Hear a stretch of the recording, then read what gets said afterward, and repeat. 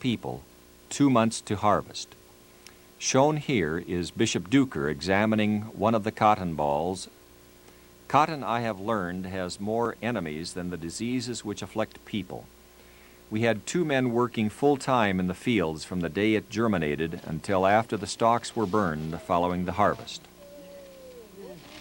As we head on around, lest you think that everything began with me, you will see some terracing in an area that has been stumped but yet to be planted. We would have planted it this year had we had the big tractor, and if we'd had the big tractor, we'd have planted it in late maize, which would have all dried up. So it was not a tragedy.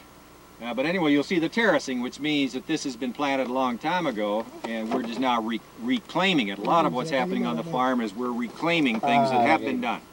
We have now come out to the field where they are harvesting yellow corn.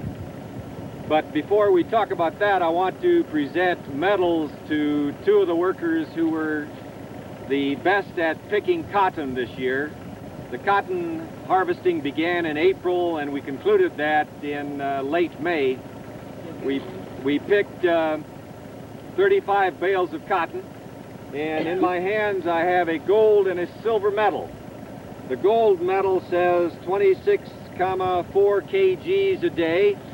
The silver medal, 25,3 kgs a day.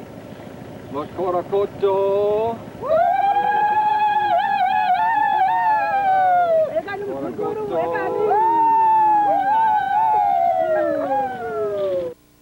The basic food of Shona people is sadza, made from white corn. The farm has an agreement with the Mutoko Milling Company to process the grain into refined roller meal and deliver it to 3 mission centers. The bags of white corn shown here are being stacked at the Grain Marketing Center in Mutoko.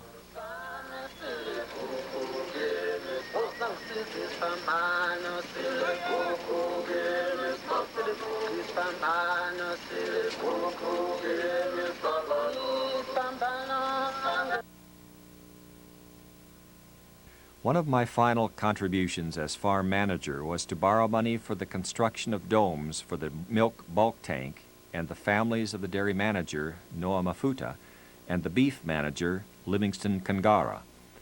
Prior to moving to the farm, Mafuta needed to get up at 3 in the morning to get to the dairy by 5. Kangara was living in temporary quarters some 4 kilometers from the farm and was proving to be too valuable a worker not to be located on site.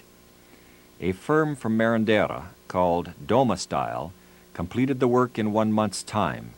I envisioned the units not only answering a housing need for the farm workers, but as demonstrating low-cost housing for the mission station as well. Purchased with money from my mother's memorial, Amazing Grace hauls meat and milk to other nearby mission centers as well as to the Mutoko community. During my tenure as farm manager, 1 partial and 2 full containers of machinery and equipment came from the Midwest. The most recent one from the DeKalb district contained not only this replacement 4020, but a milk bulk tank, a complete cold room, a rotary mower, numerous bicycles, as well as educational materials for the college and medical supplies for the hospital. As missionaries, we are servants of the global church, serving Christ locally. The heart of the worship life at Nyadire Mission Center is the O'Farrell United Methodist Church. Our lives were sustained by the Christian community there through worship, section prayer and Bible study meetings, and the working fellowship of colleagues at the college and on the farm.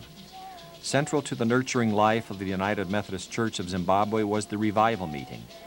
One of them is shown here, taking place in the bush campground along the Nyadire River, one of the major grazing paddocks for the farm. United Methodist women take great pride in the uniforms which are worn as symbols of the adherence to the rigors of faithful membership.